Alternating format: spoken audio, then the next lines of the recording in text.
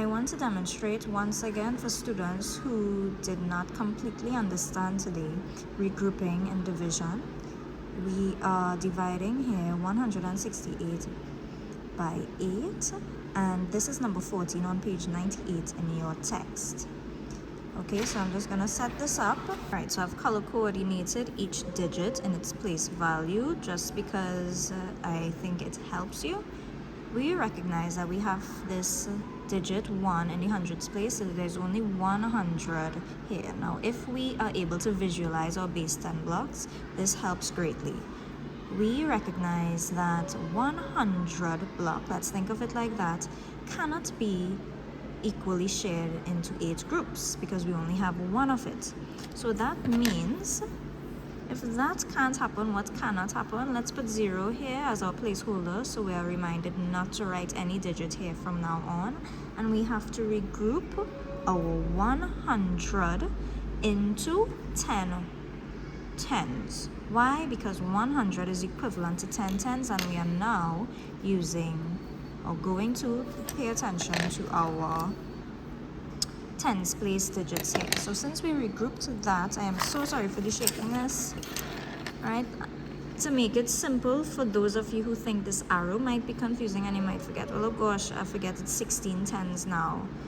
If I add 10 tens to 6 tens, I'm going to have 16 tens. Let me put that small one just above there to show that it's 16 tens now.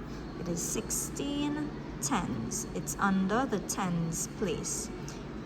Now, since remember I said that we have to pay attention to the 8 times tables, we ask ourselves, is 16 in the 8 times tables? Is 16 in the 8 times tables? And if yes is the answer, well, we simply multiply, or we divide. 16 divided by 8 equals 2, because we know that 2 8s are 16. So that 2 is how many tens will be in each of the 8 groups. Alright, and remember I said we can simply multiply this to check. 2 8s are 16. Now there are no remainders, there's nothing to regroup to the ones place now. So we just look at our ones place digit.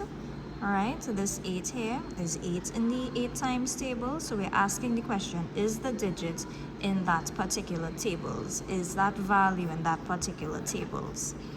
And the answer is yes. 8 is in the 8 time tables. What multiplied by 8 is going to give me 8? Well, 1 will.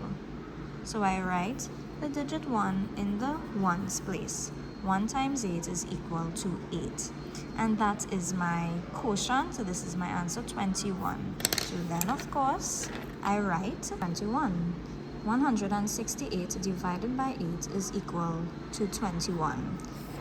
Again, we notice that in the hundreds place, 1 here is less than 8 to begin with. So if you get any number to divide and you realize that the digit in particular you're starting off with or even continuing on with is less than the divisor, you have to regroup the entire thing, not just one, but the entire thing.